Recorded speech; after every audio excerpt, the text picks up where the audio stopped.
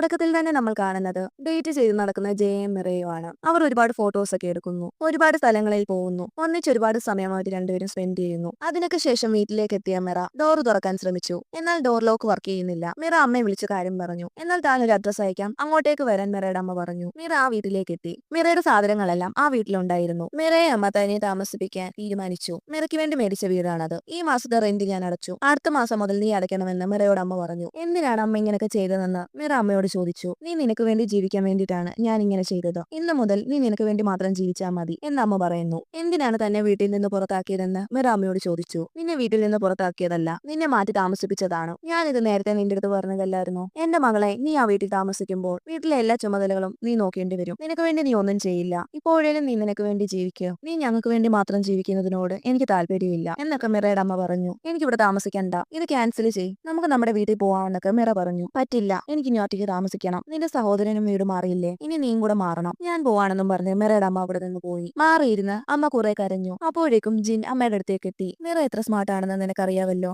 അവളെ കുറിച്ച് ഓർത്ത് നീ ഒന്നും പേടിക്കേണ്ട എന്ന് ജിൻ പറഞ്ഞ് അമ്മയെ സമാധാനിപ്പിക്കാൻ നോക്കുന്നു. ഞാൻ ശരിയായിട്ടുള്ള കാര്യമല്ലേ ചെയ്തത് എന്ന് ചോദിച്ച് അമ്മ പിന്നെയും കരഞ്ഞു. ജിൻ അമ്മയെ ഹഗ് ചെയ്ത് സമാധാനിപ്പിച്ചു.